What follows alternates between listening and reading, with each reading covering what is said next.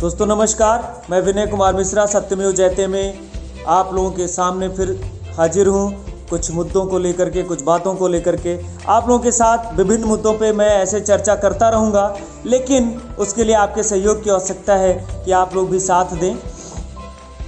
आपको कैसे साथ देना है, मेरे यदि अच्छा लगता है तो मेरे वीडियो को आप शेयर करें, कमेंट करें, लाइक करें, सब्सक्राइब करें। इस तरीके का सहयोग चाहिए आपसे। फिर भी मैं आपसे तमाम मुद्दों पे बात करूंगा, एक सीरीज चलाऊंगा जिस पे मैं आप लोगों से बात करूंगा। लेकिन अभी जो ज़रूरी मुद्दे हैं वो 2 राज्यों में चुनाव हैं। चूँकि एक राज्य में चुनाव पूर्ण हो चुका है और उसकी मतगणना 8 तारीख को होनी है। गुजरात में पुनः जो है ले जाना चाहता हूँ आपको, चूँकि वहाँ चुनाव चल रहा है। 1 तारीख और 5 दिसंबर को जो है वहाँ मतदान है और 8 तारीख को मतगणना वहाँ भी है।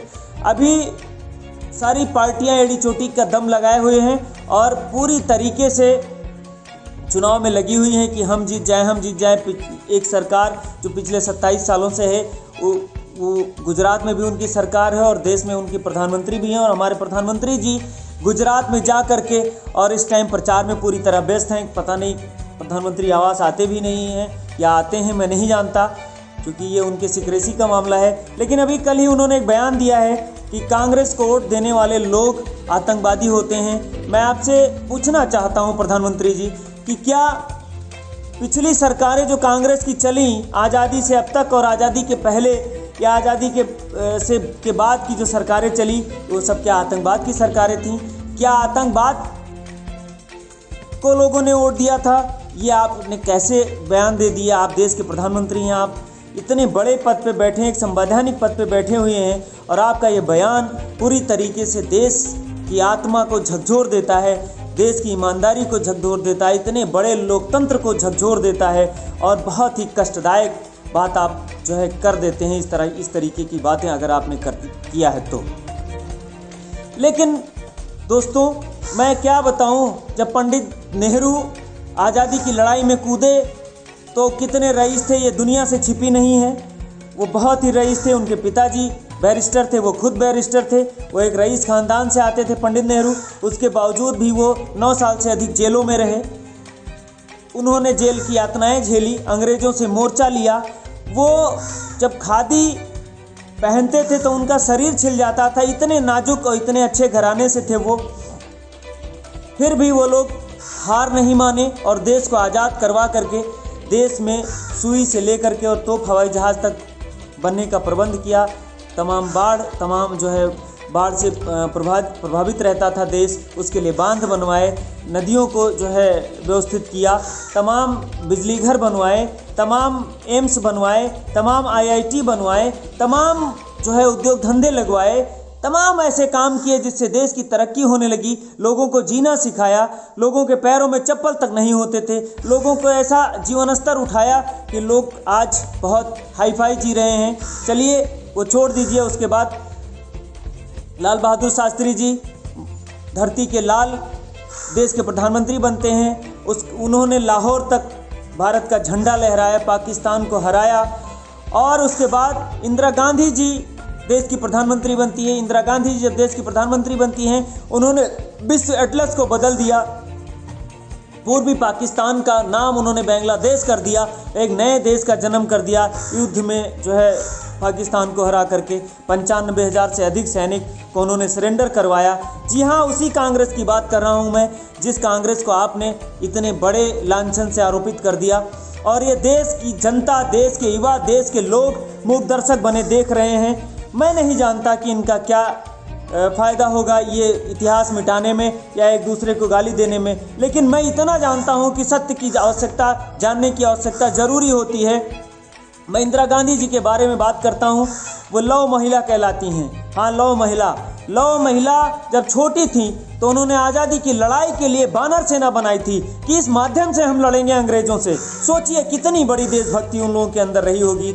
उनकी बेबी डॉल जो मेड इन इंग्लैंड थी, उसकी होली जब जलने लगी विदेशी कपड़ों की, विदेशी सामानों की, तो पंडित नेहरू ने कहा, बेटा तुम्हारा वो गुड़िया कहाँ है? उन्होंने चूँकि छुपा दिया था उसको, बच्ची थी। लेकिन देशभक्ति देखिए उनकी कि उन्होंने अपने पिता की बात मानते हुए ला करके अपने पिताजी को दे दिया और उनके पिताजी ने मेड इन इंग्लैंड गुड़िया को भी उसमें होली में डाल दिया, जला दिया। ये देशभक्ति है कांग्रेस की। राजीव गांधी जी केवल देश को बचाने के लिए शहीद हो गए तमिल उग्रवादियों के हाथों।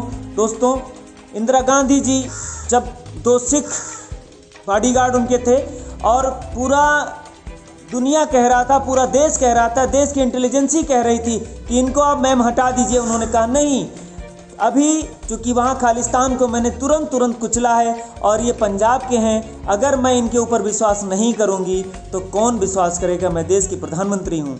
और ऐसा कहते हुए उन्होंने सारे शक की सुई उन दोनों गार्डों के ऊपर होने के बावजूद भी उनको अपनी सुरक्षा से नहीं हटाया और उसका परिणाम ये हुआ कि उनको अपनी जान गंवानी पड़ी।